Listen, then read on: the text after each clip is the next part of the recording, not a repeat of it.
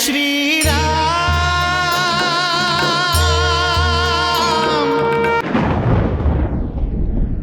भरत भैया, मांडवी दीदी, भरत भैया, मांडवी दीदी, मांडवी दीदी, भरत भैया। स्वामी, स्वामी। क्या हुआ मांडवी? पता नहीं उर्मिला को क्या हुआ है, वो हमें पुकार रही है। रात के तीसरे पहर। मांडवी दीदी, मांडवी दीदी। क्या हुआ उर्मिला? पता नहीं राम भैया और सीता दीदी कहाँ पर हैं। ऐसा नहीं हो सकता। मैं सच कह रही हूँ, हमने उन्हें पूरे महल में ढूंढ लिया है। कहाँ गए होंगे इतनी रात को?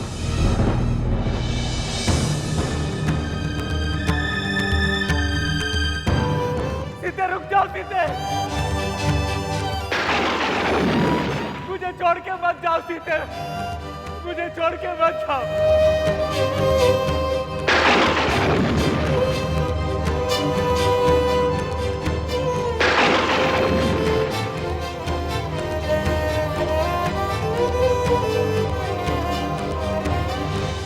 भैया, आपकी आंखों में आंसू?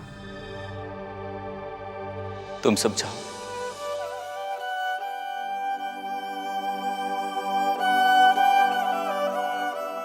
मुझे अकेला छोड़ दो। भैया, ऐसी कौन सी बात है जिससे आप परेशान? क्या हमें आपसे कुछ भी पूछने का अधिकार नहीं?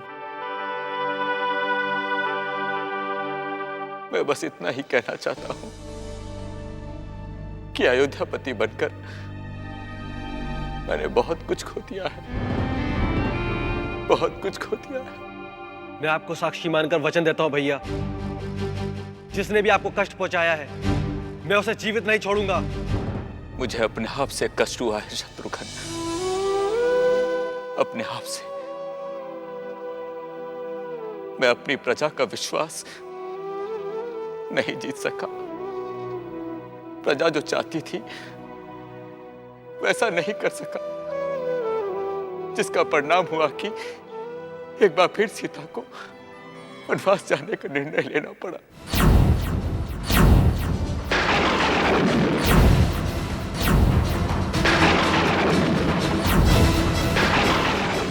भाभी, मैं अभी भी आपसे हाथ जोड़कर विनती करता हूं भाभी कि आप अपना निर्णय बदल लें और महल में वापस लौट चले।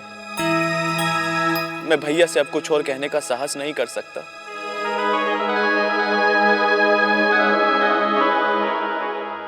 पर आपसे बार बार निवेदन कर रहा हूं भाभी कि अपने लिए नहीं तो इस राजमहल के लिए, हमारे लिए और भैया के लिए आप कहीं मत जाइए भाभी। मैं रघुकुल की कीर्ति के साथ कोई समझौता नहीं कर सकती लक्ष्मण।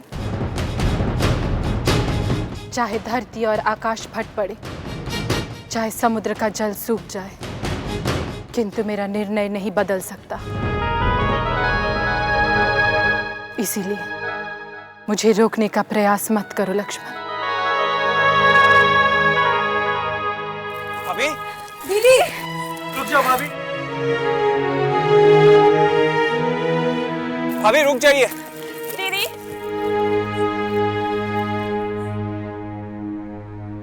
ये कैसा वनवास है दीदी? अचानक क्या हो गया है आपको? 14 साल की प्रतीक्षा का यही परिणाम है दीदी। क्या हमारे भाग्य में आपका साथ नहीं है? क्या हमसे कोई भूल हुई है जो आप हमें छोड़कर जा रही हो? भाभी, आप हमारे साथ ऐसा क्यों कर रही? क्या इसीलिए राम भैया रावण का अंत करके आपको अयोध्या लाए थे? आपके इस निर्णय का कारण चाहे जो भी हो, पर हम सबके लिए अपना विचार बदल दीजिए भाभी जी। क्या अयोध्या के प्रति आपका कोई दायित्व नहीं? बोलिए ना दीदी, कोई दायित्व नहीं है क्या? मैं तो उसी दायित्व का निर्वाह कर रही हूँ मेरा ये निर्णय सूर्यवंश के मान सम्मान को बनाए रखने के लिए है। भविष्य हमारे इस निर्णय का अवश्य स्वागत करेगा। मैं इससे अधिक और कुछ नहीं कह सकती।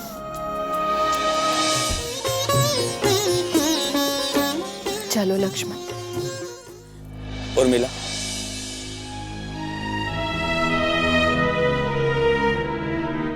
आज एक बार फिर मैं तुमसे विदा लेने आया हूं उर्मिला। पिछली बार तुमने 14 वर्षों तक मेरी प्रतीक्षा की थी, पर इस बार ये प्रतीक्षा कितनी लंबी होगी कह नहीं सकता।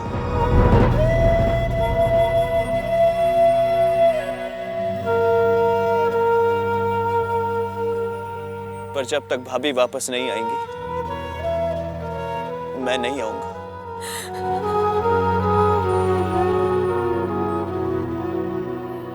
प्रतीक्षा करना ही मेरे जीवन का सच है स्वामी। मैंने यादों के सहारे जीना सीख लिया है। अब चाहे जो भी हो, अब दीदी के साथ ही लौटना, तभी मेरी प्रतीक्षा सफल होगी।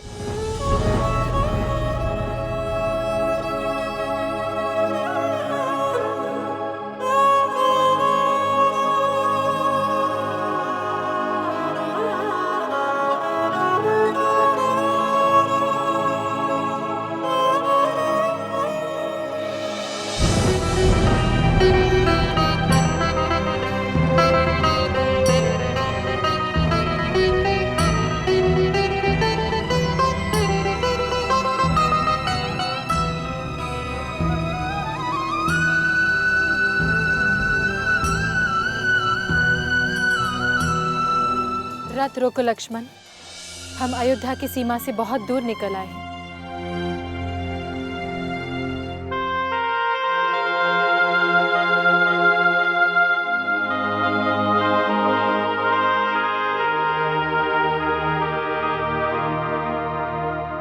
लक्ष्मण, अब मैं उस स्थान पर आ गई हूँ जिस स्थान से मेरा एक नया जीवन आरंभ होगा, और मैं तुम्हारे भैया को दिए गए वचन का पालन कर सकूंगी। तुमने मुझे यहाँ तक पहुंचाकर रघुकुल का मस्तक गर्व से ऊंचा कर दिया है, और मेरे कारण अयोध्या पर लग रहे कलंक को मिटाया है। लक्ष्मण, तुम्हारा ये उपकार मैं कभी नहीं भूल पाऊंगी। ये आप क्या कह रही हैं भाभी? अयोध्या और रघुवंश का गौरव तो आपसे था। रघुकुल की प्रतिष्ठा और मर्यादा के लिए आप सदा राम भैया के साथ उनकी परछाई की तरह रही। पर एक बात सोचिए भाभी, क्या आपके बिन राम भैया एक पल भी अयोध्या में रहने की कल्पना कर सकते हैं? अब इन बातों का कोई अर्थ नहीं रहा लक्ष्मण, क्योंकि समय और परिस्थितियों के साथ साथ संबंधों का सत्य भी बदल जाता है, और इन परिस्थितियों का एक ही सत्य है कि हमने जिस उद्देश्य से वनवास का निर्णय लिया है उसमें भावनाएं आड़े ना आए। इसलिए लक्ष्मण, मैं अपने जीवन की इस यात्रा का आरंभ करने जा रही हूँ। भाभी, आप अपने निर्णय पर एक बार फिर से विचार करें, और मेरी आपसे विनती है कि आप अयोध्या लौट चलें। लक्ष्मण, एक बात का अवश्य ध्यान रखना कि रघुवंशी सदैव अपने वचन का पालन करने के लिए अपने प्राणों को भी न्यौछावर कर देते हैं। तो ठीक है भाभी, यदि आप अपने निर्णय पर अड़िग हैं तो मैं भी अयोध्या नहीं लौटूंगा, और यह मेरा व्यक्तिगत निर्णय है, और व्यक्तिगत निर्णय लेने के लिए मैं स्वतंत्र हूं। नहीं लक्ष्मण, राजधर्म में व्यक्तिगत भावनाओं और निर्णयों का कोई महत्व नहीं होता। ये सब जो कुछ भी हो रहा है राजधर्म के लिए ही हो रहा है। इसीलिए मैं अयोध्या की महारानी सीता तुम्हें ये आदेश देती हूँ कि तुम अब यहाँ से लौट जाओ लक्ष्मण। और जो राजधर्म भावनाओं से शून्य हो, मैं उस राज्य की रानी का आदेश मानने से इनकार करता हूँ।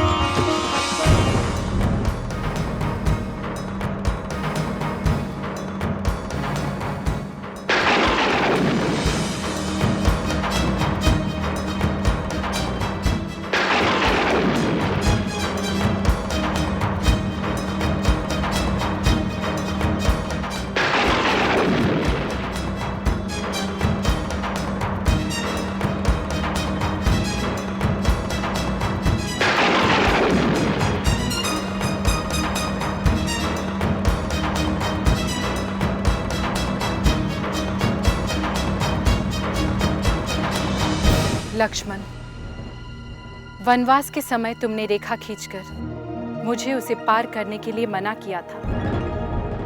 आज मैं वैदेही सीता अपने मन, वचन और कर्म को साक्षी मानकर ये रेखा खींच रही हूँ और निवेदन करती हूँ कि इसे पार करने का प्रयास ना करना। ये आप क्या कह रही है भाभी? मैं जो कुछ भी कह रही हूँ उसका पालन करो लक्ष्मण। मेरे द्वारा उस रेखा को पार करने पर अनर्थ हुआ था। कहीं ऐसा ना हो कि तुम्हारे द्वारा इस रेखा को पार करने पर भी कोई अनर्थ हो जाए। इसीलिए हम दोनों के हित में है कि तुम अयोध्या लौट जाओ। भाभी, मैं इस बात की कल्पना भी नहीं कर पा रहा हूँ कि आप इस घोर जंगल में अकेली कैसे रहेंगी। नहीं लक्ष्मण, मैं अकेली नहीं हूँ। मेरे साथ मेरे स्वामी की स्मृतियां हैं। वही मेरा सहारा है, मेरी शक्ति है और उसके साथ साथ मेरे स्वामी का अंश मेरे गर्भ में पल रहा है, जो कि मेरा साथी है इस यात्रा में। अब और विलंब ना करो लक्ष्मण, जाओ।